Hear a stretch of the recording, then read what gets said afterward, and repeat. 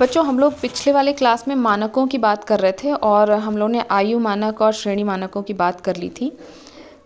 As norms और grade norms, उस तरह के नॉर्म्स कुछ कुछ आप लोग यूज़ भी कर चुके हैं। ये दो नॉर्म्स जो अलग हैं, परसेंटाइल नॉर्म और स्टैंडर्डाइज्ड स्कोर नॉर्म्स, इनको आप लोग ने अभी यूज़ नहीं किया है, तो थोड़ा सा समझने में इसको कठिनाई हो सकती है। बहुत ज़्यादा इसके डिटेल में हम लोग को नहीं जाना है, बस ये देखना है कि ये होते क्या हैं। तो ये जो आपके परसेंटाइल नॉर्म है, ये आपको आपके सब्जेक्ट का मतलब जिस पर भी आपने कोई टेस्ट किया है, उस व्यक्ति का जो स्कोर आया है, वो स्कोर कितने परसेंट लोगों से ऊपर है और कितने परसेंट लोगों से नीचे है। परसेंटाइल नॉर्म से हमको ये पता चल जाता है।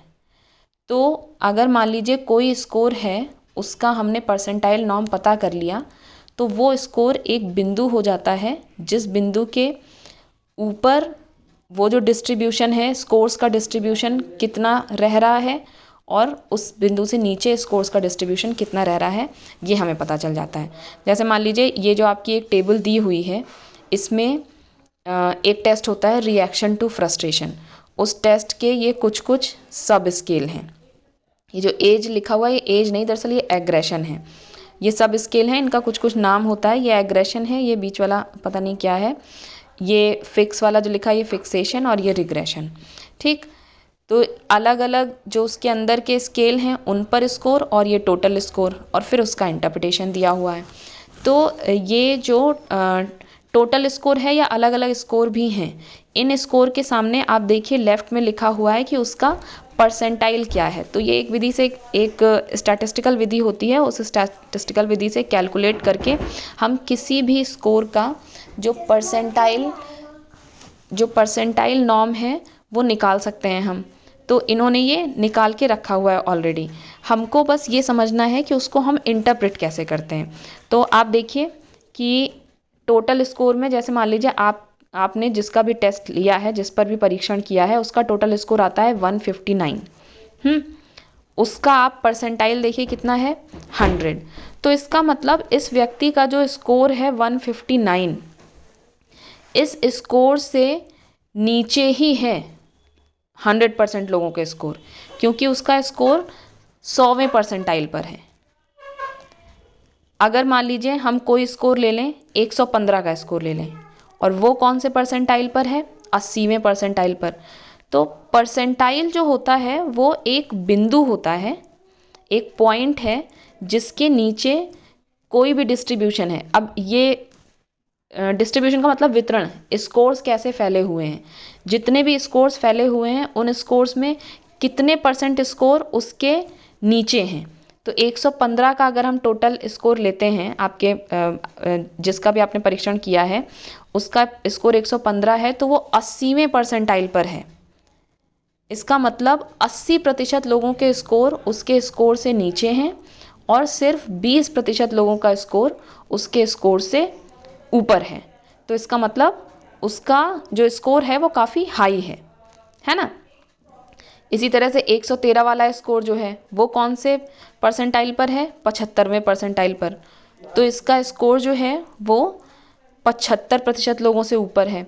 अब ज़रा इसकी डेफिनेशन पे आएँ।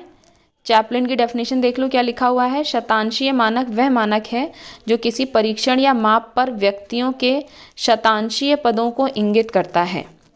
व्यक्तियों के शतांशीय पदों को इंगित करता, शत मीन्स 100 होता है ना, तो 100 के अंश में कहाँ पर है उसका स्कोर, शतांशीय, उसको इंडिकेट कर रहा है। इंटरप्रिटेशन इसका देखें तो इसमें क्या लिखा हुआ है, शतांशीय मानक एक वह बिंदु है जिसके नीचे किसी वितरण का एक निश्चित प्रतिशत रहता है। तो ठीक है, 113 का स्कोर, इसका परसेंटाइल वाला बिंदु कौन सा है, परसेंटाइल 75 है। तो इसका मतलब शतांशीय मानक वह बिंदु जिसके नीचे किसी वितरण का एक निश्चित प्रतिशत रहता है। तो वितरण का कितना प्रतिशत, 75% उसके नीचे। तो इसका, इस व्यक्ति का स्कोर मतलब कि 75% लोगों से अधिक है। तो जब 75% लोगों से अधिक है तो उसका इंटरप्रिटेशन देखिए क्या लिखा हुआ है, हाई फ्रस्ट्रेशन। इसी तरह से हम सारे स्कोर्स का इंटरप्रिटेशन कर लेते हैं। ठीक है, इन लोग ने एक एग्जाम्पल दिया हुआ है, देखिए उदाहरण के लिए यदि एक व्यक्ति को परीक्षण पर 121 अंक प्राप्त हुए तो इसका शतांशी मानक 90 है। इसका अर्थ है कि यह व्यक्ति अपने समूह के 90% लोगों से बेहतर है और 10% लोगों से नीचे है। तो वही वाली बात हुई। अब इसके कुछ गुण और कुछ दोष हैं। गुण आप लोग देख लीजिएगा, लेकिन दोष जो है, गुण में सबसे अच्छा गुण तो ये है कि प्राप्तांकों की तुलना करना बहुत सरल होता है। अगर किसी का स्कोर है, हमें ये पता चल जाए कि कितने लोगों से बेहतर है, तो हम एक लोगों के रिलेशन में उसका हम अंदाज लगा सकते हैं कि अगर इतने लोगों से अधिक है इसका स्कोर, तो मतलब अगर मान लीजिए 60% लोगों से ज़्यादा है उसका स्कोर, 60% लोग उससे कम स्कोर कर रहे हैं, सिर्फ 40% ऐसे हैं तो उससे ज़्यादा स्कोर कर रहे हैं, तो इसका मतलब उसका स्कोर अच्छा खासा है ना। ये तो उसकी क्वालिटी हो गई, ये उसका गुण हो गया। लेकिन इसका दोष ये है कि जो इकाइयाँ होती हैं वो समान नहीं हैं। इकाइयाँ समान कैसे नहीं है? जैसे मान लीजिए कि किसी व्यक्ति का स्कोर 11 था तो उसका जो परसेंटाइल था वो 5th था, मतलब कि उसका स्कोर 5% लोगों से बेहतर है और 95% लोगों से कम है। फिर स्कोर में जब 3 यूनिट बढ़ी, 14 हुआ जब स्कोर, तो यहाँ पर परसेंटाइल में कितनी वृद्धि हो गई? 5% की वृद्धि हुई, 10 पहुँच गया। लेकिन फिर 14 से जब 17 हुआ स्कोर, तो यहाँ पे देखिए आप परसेंटाइल में कितनी वृद्धि हो गई? 10% की वृद्धि हो गई। तो ये इकाइयाँ समान नहीं रहीं, ये इसका एक दोष माना जाता है कि हम ये नहीं कह सकते कि जो मापन की यूनिट है या जो स्कोर की स्कोर्स में आपस में जो डिफरेंस है उनकी यूनिट समान नहीं होती है। यहाँ पे देखिए आप, एक टोटल वाले स्कोर में 121 से अगर 130 पहुँचा है तो परसेंटाइल में 5 का ही अंतर हुआ है ना। लेकिन 130 से जब 159 पहुंचा, 29 का अंतर टोटल स्कोर में हो गया, लेकिन वहाँ पे परसेंटाइल में कितना अंतर हुआ? सिर्फ 5 का अंतर हुआ। तो ये थोड़ी सी डिस्क्रिपेंसी रहती है। तो 1-2 इसके गुण और 1-2 दोष, ये आप देख लीजिएगा। बाकी इसको निकालते कैसे हैं, ये सारी चीज़ें अभी हम लोग के सिलेबस के स्कोप से बाहर है। फिर उसके बाद आप देखिए एक चौथे प्रकार का स्कोर, स्टैंडर्डाइज्ड स्कोर नॉर्म, मानकीकृत प्राप्तांक मानक। ये मानकीकृत से बार बार कंफ्यूज मत होना, ये इसका स्टैंडर्डाइज स्कोर इसका नाम है। जो मानक आप देख रहे हैं उसमें 4 प्रकार के मानक हम लोगों ने देखे। एक तो age norm, grade norm, percentile norm और स्टैंडर्डाइज स्कोर नॉर्म। जो A.K. सिंह की बुक है इंग्लिश वाली, उसमें और भी दिए होंगे, उसमें बस आप बहुत लिमिटेड सा देखिएगा कि इसको इंटरप्रेट कैसे करते हैं और इसका मेन जो क्राइटेरिया है वो कितना है, क्योंकि इन स्कोर्स के बहुत ज़्यादा डिटेल में हम लोग को नहीं जाना है। तो देखिए ज़रा मानकीकृत प्राप्तांक क्या है, डेफिनेशन सबसे पहले देख लेते हैं क्या कह रही है कि मानकीकृत प्राप्तांक मानक वह मानक है जो मानक प्राप्तांक पर आधारित होते हैं। और रेबर ने इसके अर्थ को स्पष्ट करते हुए और लिखा है कि मानक प्राप्तांक वह व्युत्पन्न प्राप्तांक है जो मानक विचलन पर आधारित होता है। आप लोगों ने मानक विचलन सुना है? Standard deviation. जब आप लोगों ने फर्स्ट ईयर में मीन निकालना सीखा होगा तो उसमें स्टैंडर्ड डेविएशन भी निकालना सीखा होगा। अगर नहीं भी सीखा है तो ये समझ लीजिए कि जैसे कोई भी स्कोर्स हैं, किसी का स्कोर आया 24, किसी का स्कोर आया 26, किसी का स्कोर आया 29, किसी का स्कोर आया 30, किसी का स्कोर आया 35। ठीक, तो अब ये जो स्कोर हैं इनको टोटल करके और जितने स्कोर होते हैं उनकी संख्या से भाग करके तो हम उसका औसत निकाल लेते हैं कि एक एवरेज स्कोर कितना है। उसके बाद इन स्कोर्स के बीच का जो अंतर होता है, जैसे 24 से 26 के बीच में 2 का अंतर है, 26 से 29 के बीच में 3 का अंतर है, 29 से 30 के बीच में 1 का अंतर है, 30 से 35 के बीच में 5 का अंतर है। तो स्कोर्स के बीच में ये जो अंतर होता है, इससे ये पता चलता है कि स्कोर किस प्रकार से फैले हुए हैं। और इसी अंतर को जब हम फॉर्मूले के आधार पर उसका मानक अंतर निकाल लेते हैं कि जिस तरह से हमने स्कोर्स का एवरेज निकाला, उसी तरह से स्कोर्स का जो फैलाव होता है वो फैलाव कितना है उसको जब हम एक पर्टिकुलर फार्मूले के आधार पर निकाल लेते हैं। स्टैंडर्ड डेविएशन का फार्मूला होता है मानक विचलन का फार्मूला, कि स्कोर आपस में एक दूसरे से कितने अलग अलग हैं। तो उसके बेसिस पे जो हम एक ओवरऑल विचलन निकालते हैं, मतलब विचलन का एक एवरेज टाइप का निकाल लेते हैं, तो उसको हम बोलते हैं स्टैंडर्ड डेविएशन। ये हमको बताता है कि स्कोर आपस में कितने दूर दूर डिस्ट्रीब्यूटेड हैं, कितने फैले हुए हैं। ठीक, तो ये जो आपका मानकीकृत प्राप्तांक है, ये प्राप्तांक मानक विचलन पर आधारित है और ये डेराइव्ड स्कोर है, व्युत्पन्न, मतलब कि ये प्राप्त किया जाता है, इसको हम निकालते हैं। कैसे निकालते हैं? इसका एक फॉर्मूला होता है और वो फॉर्मूला जो है, वो फॉर्मूला ऐसा है जो सभी स्कोर्स को एक यूनिट में तब्दील कर देता है। और उस यूनिट में तब्दील करने के लिए इसमें करना क्या पड़ता है कि ये जो स्टैंडर्ड स्कोर होते हैं ये अलग अलग टाइप के होते हैं और हर एक का मीन और जो एसडी है अभी हमने बताया वो फिक्स्ड होता है। ठीक, और किसी भी रॉ स्कोर को मानक प्राप्तांक में बदलने के लिए हम एक फॉर्मूले में रख देते हैं और जब हर रॉ स्कोर को उसी फॉर्मूले में रखकर हम निकालते हैं तो हर रॉ स्कोर आपस में कंपेयर करने की स्थिति में आ जाता है, आपस में तुलना करने की स्थिति में आ जाता है। जैसे मान लीजिए कि किसी व्यक्ति का एक टेस्ट में स्कोर 50 है ना, और दूसरे टेस्ट में स्कोर 40 है। अब हमको ये कैसे पता चलेगा कि इस टेस्ट में स्कोर जो है उस टेस्ट में स्कोर से अच्छा है या बुरा है?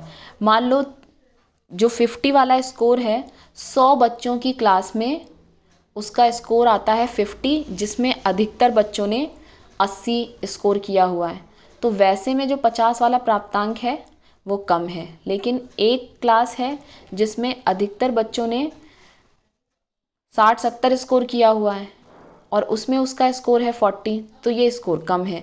अब इसको कंपेयर कैसे किया जाए? तो उसी को तुलना की जा सके उन टर्म्स में बदलने के लिए हम उसको स्टैंडर्डाइज्ड स्कोर में बदल देते हैं। स्टैंडर्डाइज्ड स्कोर अलग अलग नामों से जाने जाते हैं, जैसे जेड स्कोर हुआ, टी स्कोर हुआ, स्टेनाइन स्कोर भी होते हैं, और उनका एक फिक्स्ड मीन और फिक्स्ड एसडी होता है। फिक्स्ड मीन और फिक्स्ड एसडी होने से होता क्या है कि कोई भी प्राप्तांक जो है हम उसको उसी की स्टैंडर्ड स्कोर की यूनिट में चेंज कर सकते हैं। तो यहाँ पे फॉर्मूला देखो, स्टैंडर्ड स्कोर का फॉर्मूला क्या है?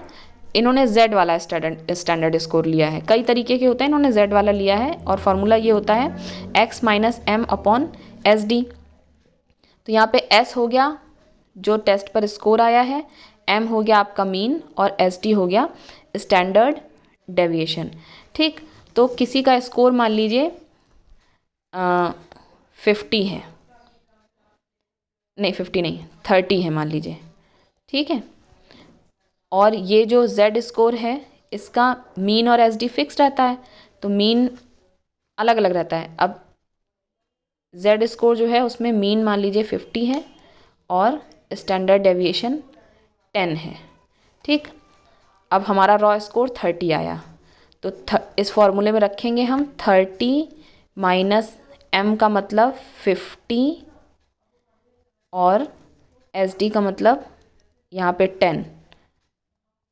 30 में से 50 गए, 20 वो भी माइनस का आया अपॉन 10, तो ये आ गया -2, है ना।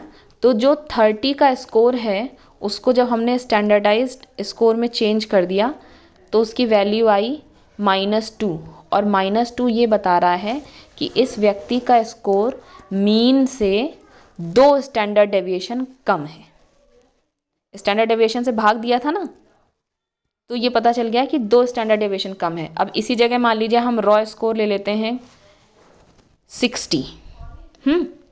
60 का रॉ स्कोर लेके उसको ज़रा फॉर्मूले में रखो, तो 60 माइनस 50 अपॉन 10, ये कितना आया? 60 में से 50 गए, 10, और 10 को 10 से भाग दिया, आ गया 1, वो भी प्लस का 1। तो 60 का स्कोर ये बता रहा है कि व्यक्ति का स्कोर जो मीन है उससे 1 स्टैंडर्ड डेविएशन ऊपर है, और जो 30 का स्कोर था उसमें -2 आया था, तो वो ये बता रहा है कि व्यक्ति का स्कोर मीन से 2 स्टैंडर्ड डेविएशन नीचे है। तो ये जो 30 और 60 के स्कोर हैं, ये स्कोर हमारे स्टैंडर्डाइज्ड स्कोर के टर्म्स में हो गए। तो -2 और -2 या 1 की संख्या हमें ये बता दे रही है कि उस व्यक्ति का जो स्कोर है वो मीन से कितना ऊपर और कितना नीचे है। तो ये जो यूनिट है वो एक यूनिफॉर्म यूनिट के बेसिस पर हमको पता चल गया, है ना। समझने में थोड़ा सा मुश्किल है, बस इसमें ये देखना है कि जो मानकीकृत प्राप्तांक होते हैं उनका एक फिक्स्ड मीन और फिक्स्ड स्टैंडर्ड डेविएशन होता है, जिसमें इस फॉर्मूले में रखकर हम किसी भी रॉ स्कोर को उन मीन और स्टैंडर्ड डेविएशन के आधार पर जो भी स्कोर होता है उसको हम मानक विचलन के टर्म्स में कर लेते हैं, जिससे कि उनको आपस में कंपेयर करना आसान हो जाता है। ठीक, तो इसको आप लोग देख लीजिएगा। इनके दोष ये हैं कि इनका प्रयोग कठिन और जटिल होता है, वो आपको अभी जब मैंने एग्जाम्पल दिया उसमें भी समझ में आ रहा होगा। तो बस इसमें एक चीज़ याद रखनी है कि एक तो मानकीकृत प्राप्तांक जो है मानक विचलन पर आधारित होते हैं। ये जो SD रखा हुआ है ना फॉर्मूले में, SD का मतलब स्टैंडर्ड डेविएशन, मानक विचलन, इस पर आधारित होते हैं और सभी स्कोर को हम मानक विचलन के टर्म्स में करके आपस में कंपेयर कर लेते हैं। ये चीज़ है इसमें। तो इसकी डेफिनेशन ठीक से देख लीजिएगा। और ये कितने प्रकार के होते हैं, Z के अलावा T प्राप्तांक हो सकते हैं, C प्राप्तांक हो सकते हैं, स्टेनाइन प्राप्तांक हो सकते हैं। इनके नाम थोड़ा सा देख लीजिएगा, है ना। इसमें इतना ही आपको करना है और बहुत ज़्यादा इसके अंदर डिटेल में नहीं जाना है, क्योंकि इसकी गणना की जो विधि होती है ये तो बहुत सिंपलिस्टिक तरीके से दिया गया हुआ है। इसके और भी तरीके होते हैं, तो उन चीज़ों को हमें अभी बहुत डिटेल से नहीं पढ़ना है फिलहाल। बस आप जान लीजिए कि ये एक प्रकार के मानक होते हैं, स्टैंडर्डाइज्ड स्कोर नॉर्म्स एक प्रकार के नॉर्म्स होते हैं। ठीक है, चलो।